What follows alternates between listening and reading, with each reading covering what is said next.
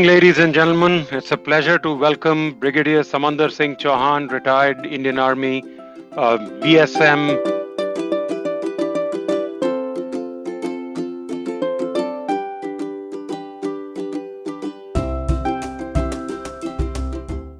In conversation with him this evening, why don't I invite him to introduce himself before we get into a dialogue with him? Brigadier Chohan, up to you. Thank you for having me on your show. I'm privileged, really. My journey starts from my small village situated on the banks of Yamuna River. So, I was born in the middle of the Second World War in 1942. There was no school in our village, there was no post office, there was no electricity. My village was not connected either by rail or by road, and it was a hamlet sort of thing. Only maximum about 1,000 people were there. So I had to go to, although primary school was there, but that was in the name. We used to study under the tree with the wooden board, and there was no ink, there was no pen during those days. We used to make our own ink from the coal, not ordinary coal, and we used to make our own, pen from some bushes. That was the situation. So after fourth, I moved to a place for the middle school education, which is about 4 kilometers from the village. We used to most of the time go through Yamuna River to the school, and that was about 6 kilometers. And it was a very sandy terrain. My grandfather, who was Zeldar, that means he was the head appointed by the British to look after 20 villages in that area so that there is no indiscipline and all lived in happy days. I used to feel very proud to be born in that family where everybody respected my father and my grandfather. So I qualified in that, and I used to get a scholarship for 4 years from 5th to 8th, 4 rupees a month. But that 4 rupees was equivalent to 40,000 rupees today. My two brothers, elder to me, had already moved to Delhi for their education. And there was a pressure on me from my father and grandfather and the whole family that you will not study because who will look after the agriculture? We are basically landowners.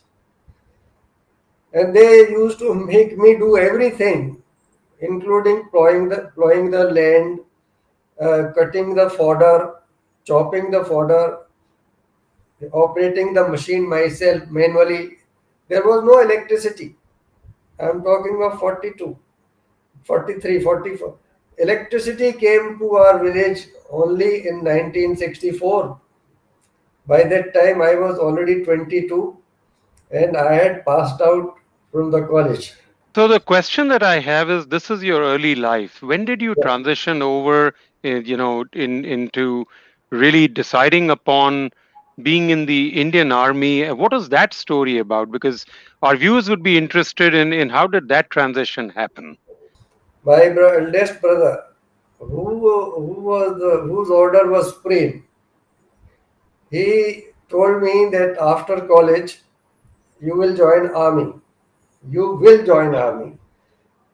So I had to prepare for joining the army.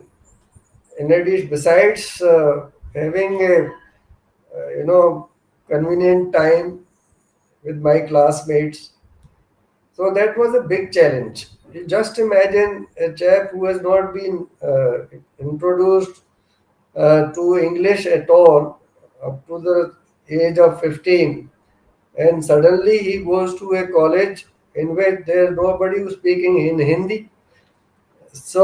But I somehow did it, and not only his order, it was also during the Second World War, the army uh, officers and Jawans used to come sometimes to our village.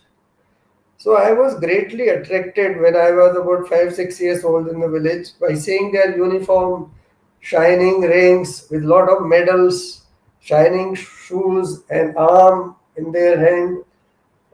So that was also an inspiration. And since nobody from our village had ever joined army, so army was on my mind in any case. But I somehow thought that I am not yet prepared fully for joining army, and I used to think that I may not be selected in the services selection board. So where was So your first posting? Did you go to IMA from Allahabad, or did you directly get posted after your selection? I went to the Indian Military Academy and Hmm. I was commissioned there with the rank of second lieutenant. Those days, second lieutenant used to be the first rank. Nowadays, it is lieutenant. So after commissioning, I was posted to a place called Balasore in Odisha. So it seems your inspiration in your early years used to be your older brother, because his wish was your command. Is that a fair statement? At that point in the 1940s, early 50s, the older brother, who probably had stepped out of the village and had gotten educated, kind of took the reins of determining how the rest of the youngsters would follow suit. Was that Yes, some kind of an inspiration in your life? definitely. You know, he was the eldest one, and there was an elder brother of mine who also acted as inspiration for me. He was the first to join army. But I must tell you, my inspiration came also from my grandfather. I was greatly attracted by his command. He was illiterate. He didn't go to school at all. But the way he spoke, and he used to have a horse. We used to have a horse. So I learned horse riding. He taught me horse riding. There used to be a camel. So he taught me camel riding. And there were buffaloes and cows and goats and dogs and cats, all animals and oxen. So he was the perfect example for me to make my mind to how to command people because I had seen him in command and he was perfect model for me, even greater than my brother. So So you I bring should up a very good point here, which I wanted to kind of explore. You talked about command and control, and you spent a lot of time in the army. So how do you define leadership? leadership is all about I'll sum it up: thought, speech, and action. Whatever you think, you must tell the same thing, and you must channelize your actions what you have told. The Jawans of today, the army of today, the men you command, uh, they are very intelligent. They keep on observing you. Those of you who are watching the show, if you're interested in being a part of the show, please do reach out to us on indreel.com. So, Brigadier, I would like to understand from you. You were a young officer. You had just got commissioned in 1962 and the 65 war happened. What was that Yes. impression, that feeling, and how did you all kind of, and specifically you, how did you respond to that developing situation that you faced? I was excited to say the least because my I always used to think that an officer who has not taken part in a war is not a perfect officer. I used to say in 63 itself that, and I used to express myself, there should be some war. Although everybody may not like this thought, a chap is talking of war, that there should be war, why should they? But fortunately, the war happened, and I was elated. I was in Nagaland that time. So we had to move to a place uh, in the east near Tripura in Lati Tila Dumabari sector. What a interesting name, Lati Tila Dumabari. And we had to fight Pakistanis. So I was with young brigadier then. I was a captain. He was a brigadier, uh, Rustam Kabraji. So somehow he took a liking for me, and he used to make me do those things which a technical officer like me, engineer, was not expert in doing it. But he made me do bombs, disposal of the bomb, and burning the railway track, and going on patrol, and going to the various posts to check. It was all, arms, infantry type of this thing. But he said, "You are the one." So I learned so much, and so we were victorious. The most action happened also in the west, and we got so much territory from Pakistan, and we won that war. So I was a young officer, and only 20 chaps under me. 20 Jawans and JCOs were only with me, and they, leadership is all about being in the front and being natural and being effective in command and showing them how to lead. You should never look back. Yeah. So that brings us to the point of 1971 war, and you, from what I have known about your involvement, were actually in the middle of it in Bangladesh in the 1971 conflict. Describe to us your involvement in that very very important saga in the military history of India, and what role did you play, if you are able to share, and what were your lessons in leadership, your lessons in being inspired, your lessons in overcoming limitations and challenges. If you can touch about on those topics, that will be very very helpful for Yes, our viewers. like in 65, I was again commanding a unit when 71 happened.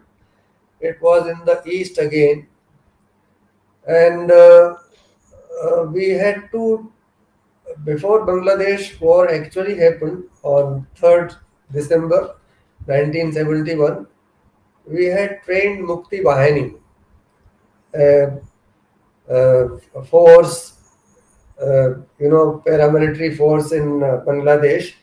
So I trained them in the repair of all types of equipment, This is mainly. East Pakistan. This is still East Pakistan at Yes, that still. point in time. Yes, yes. And we were, because Indira Gandhi had asked, there was too many atrocities happening in East Pakistan, and Mujibur Rahman requested Indira Gandhi, who was the Prime Minister that time, that I want to get free from the West Pakistan. They have taken all my uh, products, all the assets. They are saying we are very poor.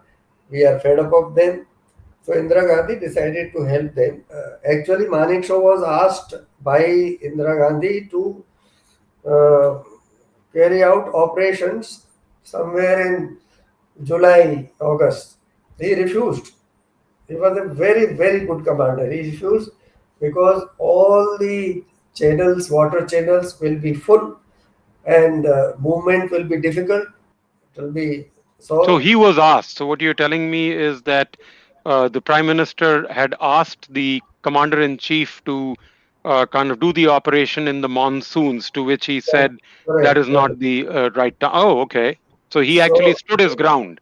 He stood his he ground stood his against. ground, and he was coming often to all the areas, operational areas, and telling us all these things that I have had a discussion on. So it was slated for December. By that time, Mukti Bahari has been trained in all spheres by us. Pakistan started air bombing of all important states of our country, including Delhi, on 3rd December. So we were waiting for the opportunity. We didn't want to be the first aggressor. So then we were unleashed. It started on 3rd December, it ended on 16th December. So it was a 14-day war. And my role as commander of that unit was to see to it that all the equipment, vehicles and equipment of all kinds, instruments, guns, radar, communication equipment worked well, and it was duly repaired. The equipment which was damaged is cycled back to the fighting units well in time. And the biggest load was that there were a lot of civilian vehicles hired during 71 operations because we needed more transport for logistics and for carriage of ammunition and troops, because the shifting of the troops was happening very fast. My unit was a mixed unit, army plus civilians also in defense forces. So I locked all the civilians from the nearby area, and so that they are available to me for 24 hours. I didn't allow them to go to their homes. We provided everything, food and rest. There was no question of rest. I remember that for consecutive 1 week, I didn't sleep. I didn't feel like sleeping. I didn't let anybody sleep. They will not sleep. So you had a very fulfilling career in the Indian Army. You Very made it to the rank of a brigadier. You also got approved as a major general, and you waited your time. And there came a point where retirement happened because you were waiting for your time as a major general, but that did not happen due to a timing issue. And there yeah. was obviously a man who wanted to be dedicated and continue with the army had to take a hard call to consider retirement. How was that situation in your life? How did you overcome the disappointment? What did you do to revive yourself to say that now one chapter is closed and I have to start a new chapter? I was approved for Major General in July 95, and I had to retire if I retired as a brigadier in September, 30th September 96. So there were more than 1 year available, but there was no vacancy uh, for a Major General, and the earlier chaps were, were in a very low age group. I was in the very high age group. So they will not retire. So there will be no vacancy. It takes a lot of effort and lot of performance requirement to get approved for a major general, and that too for a chap who has come from village, who didn't know how to speak in English up to the college, and to get approved from a major general. There was no major general in our area, 20 kilometers radius. So it was a disappointment, although people advised me to go to the court, but I said, an army which has looked after me so much and made me see two operations. I was luckily posted in such a place that I could take part in the operation. So I said, no, no, I am satisfied. A brigadier is very good, big rank, and I don't want to go to the court. It will be an insult. I said it will be an insult to the army and to me to go to the court. Although some officers who were in the similar situation, they went to the court and they got the rank. Anyway, so they say if God, if one door is closed, God opens the other door. So the other door was ready for me. There was a multinational company in Ahmedabad, Gujarat, who wanted me as the CEO to run that company. What more I could ask for? In those days, I was getting my maximum salary as a brigadier was 12,000 rupees, and there I got 25,000 rupees. But money has never attracted me, although so I didn't have to wait at all. I straight away joined that company. That takes Was us to the next chapter of your career from there, because you did that for a while, where you learned to understand the ways of the world outside of the army. Because for 33 years, you were in a part of an organization where command was respected, where an yeah. order was followed. How did you adjust to that change of not being having every order of yours being obeyed and followed? And how did you build that structure there? It was a very challenging situation, very tough thing to do, to command about 120 civilians who had not an iota of, thought about discipline. That was terrible. I must say, for about 1 year there, in the first, all the civilians, they will not bother for the orders. They will not come in time. They'll fall sick, and they used to make me laugh. Some chaps used to come to me, sir, I want leave. I said, why? I'll be falling sick day after tomorrow. Such, I'll be falling sick. But after 1 year, we came to a stage where everybody was a billy, a cat. And I used to have their PT, physical training, which I used to have in the army. I used to make them fall in and make them do PT, and they used to obey orders. Civilian leadership is entirely different from military leadership. Military leadership is easier because everybody is disciplined. Here, you have to think and you have to be participative.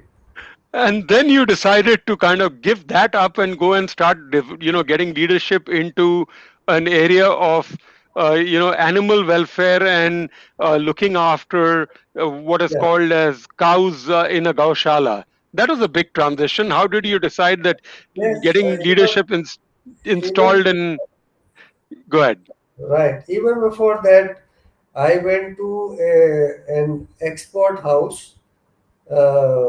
This They used to export the what is it called? The garments to. Garments. So I was there for 3 years, and about 600 tailors used to be under me. I was the general manager HR there. For 3 years, I was there. There, the situation was worse. But since I had done 3 years here in Ahmedabad, I knew how to tighten their screws, how to look after welfare. So by the time I left, the owner said that you will make me bankrupt. I never distributed so much money in this thing. So you please stop it. I said, I stop it, I leave this company. I looked out until today, those tailors, sometimes they ring me up that after you left, we were in the same situation. So, and then came this opportunity which no army officer has got till today. As a brigadier, to look after a cow shelter having 3,000 cows, all injured and sick, lifted from the roads, eating garbage every day, having thousands of worms, fractures everywhere, and to look after them, to bring sick cows, establish hospital, full-fledged 24 hours running hospital, employ veterinary doctors, and bring every day the sick cows, diseased cows, and with their calves. Some of them used to die, and we used to operate on them to take out the garbage. 60 to 70 kilos of garbage used to come from every stomach. And And they say that the cow is a respected creature or an animal, or Yes, holds a power and prestige in the locality and in the country and in the state, per se, but the situation that is on the ground was very different, which kind of, I believe, was that an inspiration for you to kind of get into this? And great, great inspiration, because as I told you in the beginning, I was fond of animals. I have lived life with animals. To have done so you were this, also a part of the Animal Welfare Board of India, and yeah, there were some interesting areas where you focused on, including bringing India on the world stage. So any two quick minutes on the recognition of India on the Animal Welfare Board level at in international circuits. yes. Uh, India is the only country which has a full-fledged animal welfare board. No other country has it.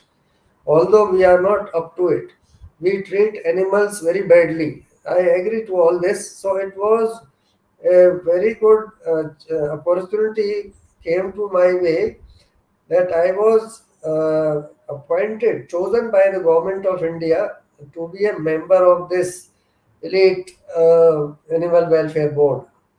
And out of 22 members used to have some MPs also, and very, learned officers from all branches, scientists, doctors used to come. I was the least qualified, I used to think.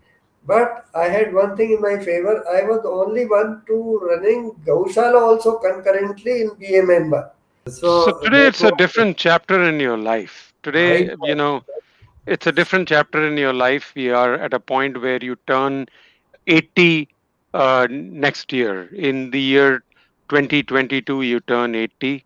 It's a long, successful career, in the army, thereafter in the corporate sector, thereafter in the sectors involving, what is called as animal welfare, and kind of doing something which has been dear and near to your heart, which is to help the cows, which in India is considered a god, is considered very a mother. sacred. And now, after a good stint there, you are at a different level in your life, and I believe you are interested in poetry now, and and kind of experimenting with Shero Shairi, as they call it. What is that all about, and what led you to that conversation? I had interest in Urdu, poetry from the beginning itself. I used to like the power of that. There's so much power in Urdu words, and I used to, take part in mushairas and things like that. So it was something I had to do because I was completely out of work. So Ghalib, the greatest poet, Urdu poet which happened to the world, not India alone. I was especially fond of Ghalib, Mirza Mirza Ghalib. Ghalib. Mirza Ghalib. Mhm. Uh, so he was, although his name was different, Asaudullah Khan, but he gave himself the title of Ghalib. So I have read the whole Ghalib, and then Urdu words were spoken in our village. So I was not very new, and I had in these 3 months I had learned Urdu to an extent. So, if it, coming to think of it now, with such an amazing career, with so much that has been done, so much that you've done for your motherland, so much that you have received from the institution that you were a part of, that you feel so proud about, so much that you've done with the corporate sector, and thereafter with taking off, looking after animals and those who don't have a voice of their own, to now bringing a voice of your own through Urdu poetry and shairi. If you were to look back on the 79 years of your life, any regrets? Not at all. Not at all. I have already applied to the Almighty that in my next birth I should join army. Ladies and gentlemen, it's been a pleasure talking to Brigadier Samandar Singh Chohan this evening. Um, you know, any parting thoughts for our viewers about life and how to live life and how to really kind of squeeze the best out of life, what would be your parting thoughts for our viewers? If the your pain crosses all limits of tolerance, then it becomes a medicine. You get so used to the pain that you no longer feel it and you are free. So, such situations, you imagine yourself that you are a drop and you want to perish by merging into the Almighty and become just like Him. The drop calls itself an ocean. After merging into the ocean, she says, I am an ocean now. I used to be a tiny drop. Beautiful. So, this is now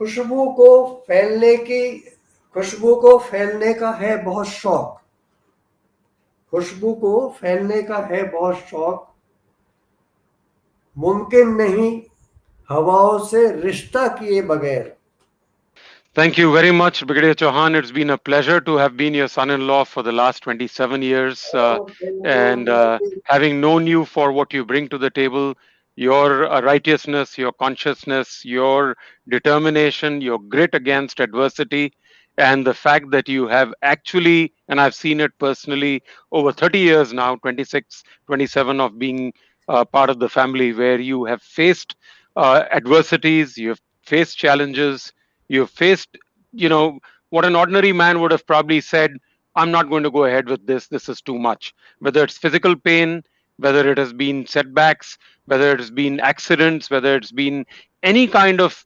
emotional or other issues, but you've always faced it with a smile on your face and have faced it with, as we call it, true grit. And this is the theme of this story, this session, this talk show, true grit. And I'm really grateful for your time this evening, this morning out there in India. Thank you very much for your time spent with us. We look forward to welcoming you on another occasion at some other time for a conversation with you. I must Thank you say very at much. the end that I have learned a lot from you. uh, there is no denial of the fact that there is no stopping to learning, and you are an excellent human being. And I wish you all the best. You are doing well. Please keep on doing well. And you are a great support, emotional support to me and my wife. Thank you so much. Have a wonderful morning, and we look forward to talking to you again on another occasion.